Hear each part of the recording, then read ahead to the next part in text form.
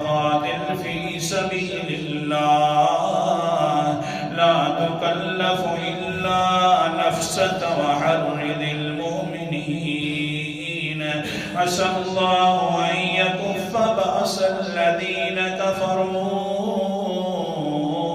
والله أشد بأسا وأشد تنقیلا۔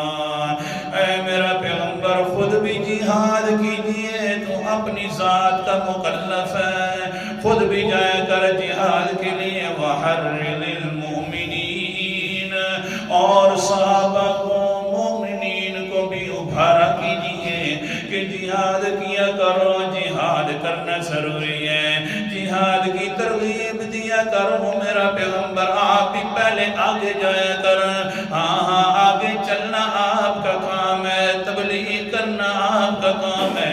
صحابہ کے دلوں کے اندر تمنا ڈال دینا شہادت کی، میرا کام